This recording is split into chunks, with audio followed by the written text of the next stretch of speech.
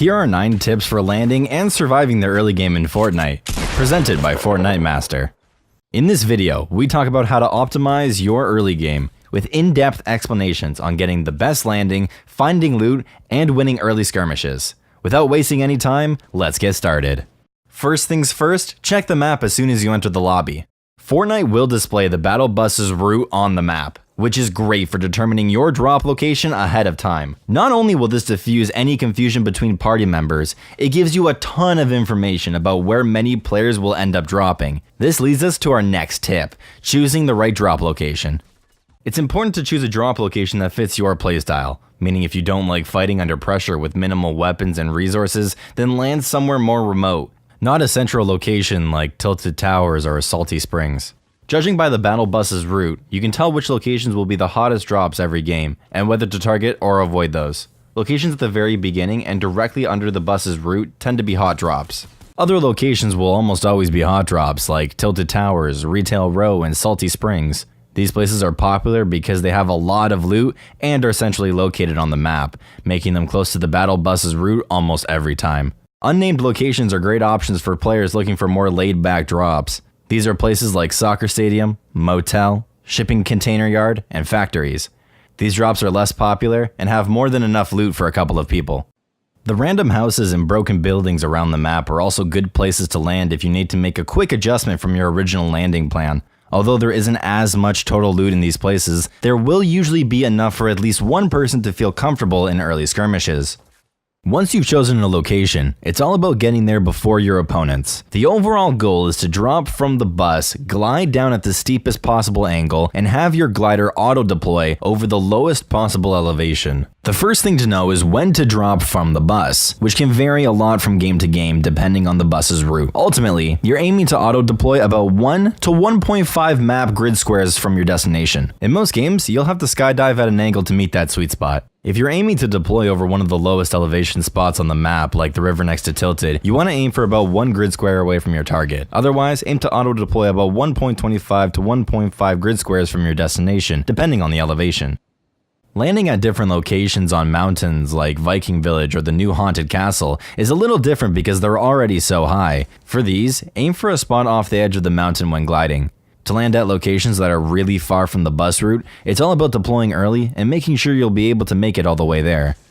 Another thing to remember is that you want your glider to auto-deploy over the lowest elevation. Your glider automatically deploys when you're a certain distance above the ground, so it's important to keep an eye on the terrain below when gliding.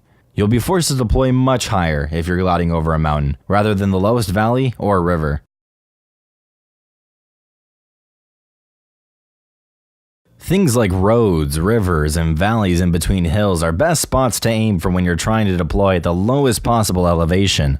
Avoid gliding over things like tall trees, hills, and buildings, as they might force you to deploy too high. Looking at your marker on the minimap is a great way to tell your character's exact position in relation to the ground. For locations at the edges of the map like Lazy Links, Snobby Shores, and Risky Reels, the water off the side of the map is the lowest elevation, so aim for that if possible.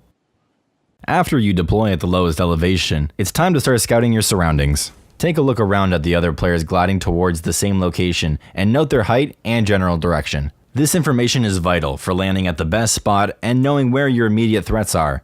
Doing this also allows you to make last-second adjustments to your landing spot, which leads us to our next tip. We wouldn't recommend landing at a spot if somebody beats you there. For example, if you're aiming for the roof of a building and see someone landing there first, don't land on that same roof. Chances are you won't get the loot. Instead, try landing on the ground floor or aiming for a different building altogether. Now let's talk a little more about some ways to ensure you find loot after landing. This might sound obvious, but the first step is to know where the loot spawns in general. Most houses have a chest spawn in their roof. They aren't guaranteed to spawn, but it seems like they do most of the time. Audio cues are a great way to determine if a chest is nearby or not. Landing on the ground floor can be just as good because houses have plenty of chances to spawn loot on the ground floor. In fact, you're much more likely to get a shotgun from the floor loot than a chest, as only double barrels and heavies are available in chests. For locations without many traditional houses, like areas in the desert biome, there's usually loot that spawns on top of buildings. This makes it pretty easy to spot weapons on the way down and land on one. There are a couple of specific items that you want to find ASAP when looting early game. The first is some sort of close-range weapon, ideally a shotgun, that can be used in close-quarter combat. This way, you can defend yourself while looting.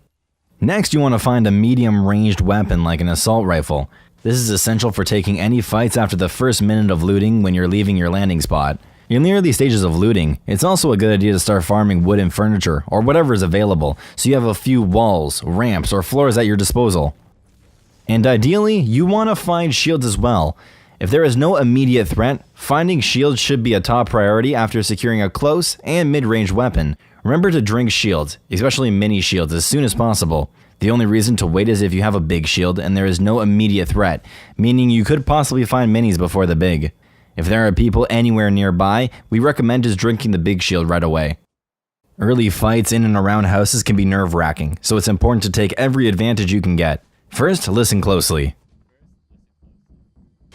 The directional audio in Fortnite isn't the best, but most of the time it's still good enough to get a general sense of your opponent's positioning if they're moving around. One of the most recognizable tip-offs with audio is when an opponent jumps down a level or lands on the ground outside, because it makes a distinct sound when they land. It's equally important to take advantage of right angles, since Fortnite is a third-person shooter. Using the third-person camera, you can look around right-hand angles without exposing yourself. Right-hand angles are a huge advantage in fights too. If you look at your crosshair, it sits to the right of your character model. So when you peek around right-hand corners, you only have to expose a small portion of your body to shoot.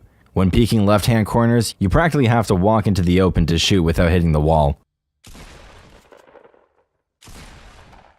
Thank you so much for watching this video. If you've enjoyed, then please hit the subscribe button as well as the bell to stay updated and notified for when we post a new video. From over here at Fortnite Master, my name is the Sage One, and we're out. Peace.